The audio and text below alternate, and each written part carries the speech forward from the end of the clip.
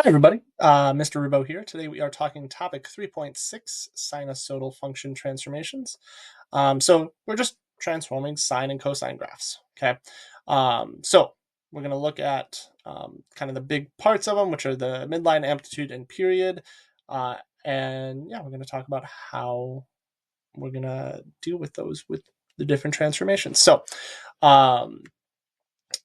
if we're talking a midline, it is simply the vertical translation is what is going to determine it. Okay, so if you have a vertical translation up 3, your midline is at y equals 3. If you have a vertical translation of down 7, your midline's at y equals -7. Okay, the amplitude of a sinusoidal function is the vertical dilation. Okay, so if you are dilating by a factor of 3, your amplitude is 3.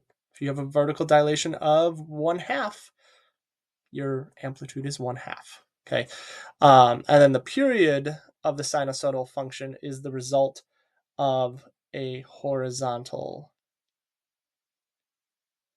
dilation.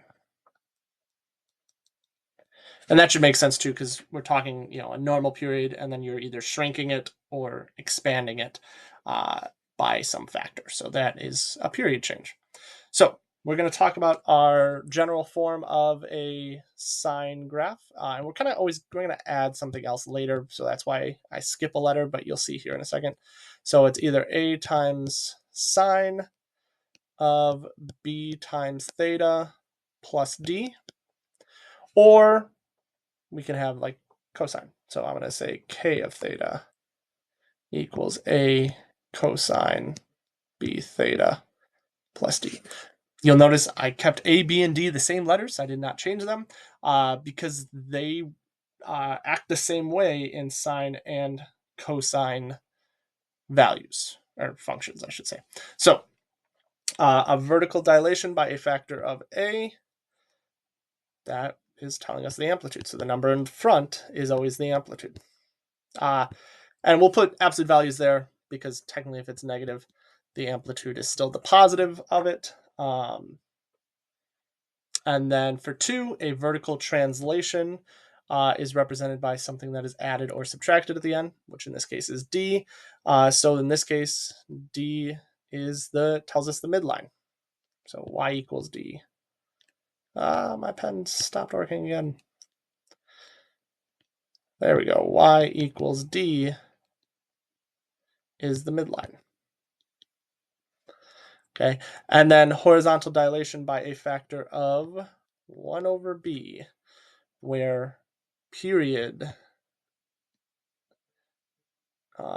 equals the absolute value of 2 pi over b. Okay, so this is the period change is always the hardest part because this b value is basically telling you your frequency, and you then multiply that by your period, your normal period, which is 2 pi in the case of sine and cosine, and that's why we get our new period being 2 pi over b. And then if a is less than 0, the graphs of f and k have a reflection in the midline. So in other words, instead of starting at a maximum if it's cosine, I'll start at a minimum.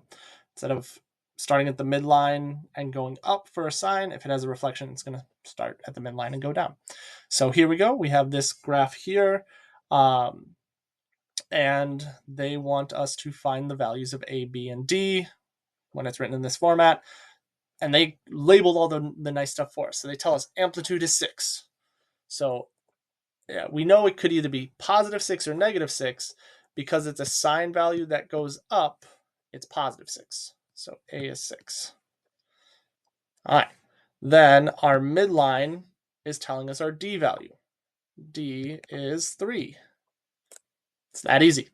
Now, the hard one is the B value because it's based off the period. So the period is pi. So what we're going to do is say that pi equals 2 pi over b, and then we're going to solve this. Now, give me a second. There we go. To solve this, I'm going to multiply both sides by b, and then I'm going to divide by pi to both sides. And that means my b is 2. And there you go. So again, b is the hardest one to find usually, but there you go. B is 2. And there's our 3 values they wanted us to find. All right. So yeah, thanks for watching. Have a good day.